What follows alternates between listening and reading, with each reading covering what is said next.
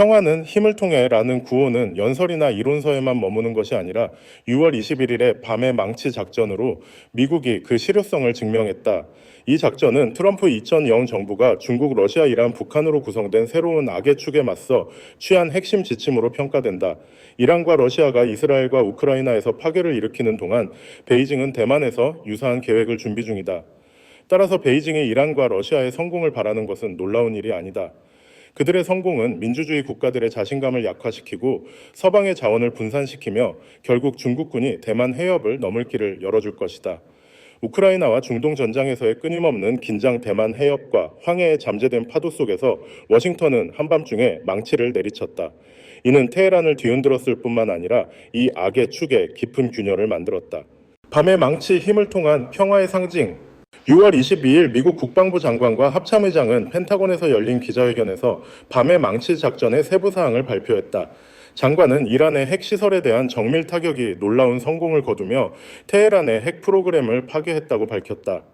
합참의장은 작전의 규모와 복잡성을 강조하며 포르도 나탄즈 이스파한의 새 핵시설이 심각한 피해를 입었다고 전했다. 그는 이것은 복잡하고 위험도가 높은 임무였으며 우리 연합군은 뛰어난 기술과 규율로 이를 수행했다고 말했다.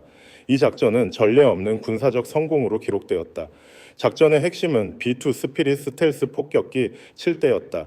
이 하늘의 유령들은 각각 14,000큐의 GBU-57 MOP 대형 관통폭탄 14개를 이란의 가장 견고한 포르도와 나탄즈 핵시설에 투하했다.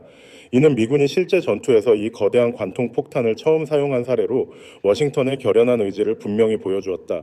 한편 이스파한 핵시설은 잠수함에서 발사된 토마호크 순항미사일로 타격받았다. 총 125대 이상의 항공기가 이 작전에 참여했으며 B2 폭격기 공중급유기, 정찰기, 호위 전투기 편대가 포함되었다. 기자회견 서두에서 국방부 장관은 이 작전을 명확한 정치적 맥락에 위치시켰다.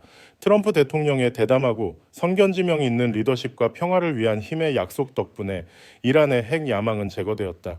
이 문장은 문제의 본질을 요약한다. 평화는 힘을 통해는 강력한 군사력을 통해 충돌을 억제하고 평화를 유지하는 외교 정책 철학이다. 강한 군사력을 가진 국가는 적대 세력이 도발할 가능성을 줄인다. 이 철학은 트럼프 정부의 외교 정책의 초석이 되었으며 밤의 망치는 그 생생한 증거다. 이 작전에 대한 지지는 빠르게 확산되었다. 백악관 공식 페이지는 트럼프 대통령이 보여준 평화는 힘을 통해라는 제목의 게시물을 올렸고 130명의 상하원 의원들이 테러 지원국 이란과 그 핵시설에 대한 트럼프 대통령의 대담하고 단호한 행동을 양당의 찬사를 받으며 칭송했다. 한 상원 의원은 미국 대통령, 국방부 장관 그리고 용감한 미군 전사들에게 새 핵시설에 대한 성공적인 공격에 감사한다. 이것이 바로 평화는 힘을 통한 모습이다. 라고 썼다. 또 다른 하원 의원은 이란의 불량 정권은 수십 년간 미군을 살해하고 세계 테러의 주요 후원자였다. 평화는 힘을 통해 효과적인 전략이다. 라고 동의했다. 한 하원 의원은 심지어 트럼프 대통령은 전 세계의 평화는 힘을 통한 진정한 의미를 보여주었으며 미국의 힘은 46년 만에 처음으로 이란과의 평화 가능성을 열었다라고 주장했다. 이란의 반응과 미국의 경고. 이란의 반응은 예측 가능했다. 미국의 야간 공격 이후 이란 외무장관은 이를 강하게 비난하며 미국의 전적인 책임을 묻겠다고 위협했다. 이란 혁명수비대 IRGC도 보복을 다짐했다. 외무장관은 미국이 모든 레드라인을 넘었다며 러시아로 날아가 블라디미르 푸틴 대통령을 만날 계획이라고 밝혔다. 이는 테헤란이 동맹국들의 지지를 구하려는 움직임으로 보인다. 그러나 워싱턴은 이를 예상했다. 트럼프 대통령은 6월 20일 저녁 테헤란에 경고했다. 평화를 추구하라. 그렇지 않으면 더 강력한 공격에 직면할 것이다. 국방부 장관도 기자회견에서 이 메시지를 재확인하며 미국의 목표는 테헤란의 정권 교체가 아님을 분명히 했다. 트럼프 대통령은 이란이 핵무기를 보유할 수 없다고 말했다. 그는 평화를 추구하며 이란도 그 길을 따라야 한다. 이란은 이 말을 귀 기울여 듣는 것이 현명할 것이다. 트럼프 대통령은 진지하다. 그는 미국이 공개적, 비공개적으로 이란의 협상을 촉진하는 메시지를 보냈다고 밝히며 냉철한 경고로 마무리했다. 트럼프 대통령이 말했듯 우리 국민 파트너 또는 이익이 위협받을 때 우리는 신속하고 단호하게 행동할 것이다. 즉각적인 효과 이스라엘 하마스 휴전. 놀랍게도 이 정책의 즉각적인 효과가 드러났다. 6월 23일 말 트럼프 대통령은 이스라엘과 하마스가 12시간 내 전면 휴전에 합의하며 12일간의 전쟁을 끝냈다고 발표했다. 그는 이 휴전이 영구적이기를 희망했다. 트루스 소셜에 올린 후속 게시물에서 그는 휴전이 발효되었다. 이를 위반하지 마라 라고 선언했다. 6월 24일 이스라엘 총리실은 이스라엘이 라이징 라이언 작전의 모든 목표를 달성하고 그 이상을 이루었다며 트럼프 대통령과 협력해 양자 휴전에 동의했다고 확인했다. 같은 날 이란 최고국가안보회의는 이스라엘 및 그 지지자들과의 휴전 결정을 발표하며 이스라엘이 휴전을 위반할 경우 대응하겠다고 경고했다. 글로벌 대립 새로운 악의 축.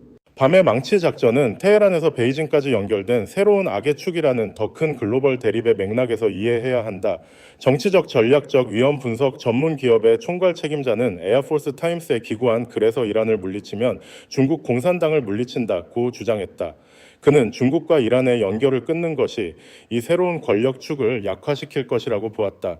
이 축 중국, 러시아, 이란, 북한 수는 민주주의 국가들에 맞서 협력해왔다. 이란과 러시아가 이스라엘과 우크라이나에서 파괴를 일으키는 동안 베이징은 대만에서 유사한 계획을 준비 중이다. 따라서 베이징은 이란과 러시아의 성공에서 전략적 이익을 얻는다. 이는 민주주의 국가들을 동요시키고 미국의 주의와 자원을 분산시키며 중국 인민해방군 PLA이 대만 해협을 넘을 위험한 선례를 만든다. 그러나 테헤란에서의 휴전은 평화는 힘을 통해 정책의 즉각적인 효과를 보여주며 베이징과 대만에 대한 군사적 야망에 강력한 경고를 보냈다. 베이징 테헤란의 불균등 동맹. 베이징과 테헤란의 관계는 이 축 내 협력의 전형적인 예다. 외교적으로 중국 공산당은 이스라엘 대신 이란을 지지하며 2023년 10월 7일 이스라엘에 대한 테러 공격을 포함해 이란이 대리 세력을 무장시키고 훈련시킨 충돌에서 이스라엘을 비난한다. 베이징은 하마스의 주요 테러 후원자인 테헤란을 비판하지 않지만 이스라엘이 우위를 점하면 갑자기 긴장 완화를 촉구한다. 군사적으로 중국은 중동을 불안정하게 하고 우크라이나에서 러시아에 제공되는 미사일과 무인기 제작의 핵심 부품을 공급한다.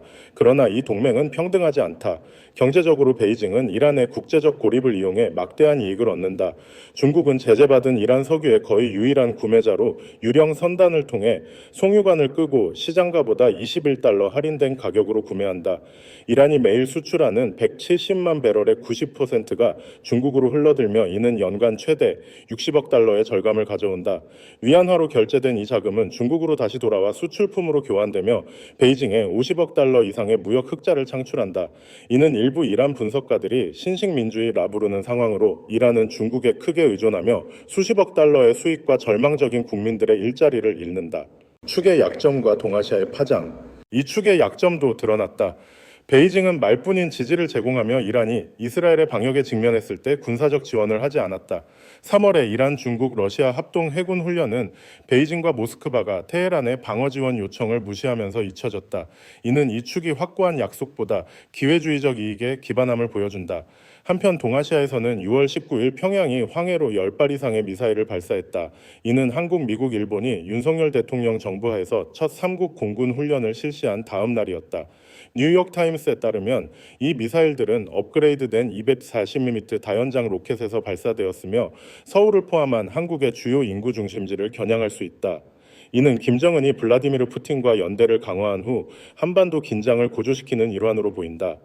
평양은 러시아의 우크라이나 전쟁을 지원하기 위해 대량의 무기와 최대 15,000명의 병력을 제공했을 가능성이 있다.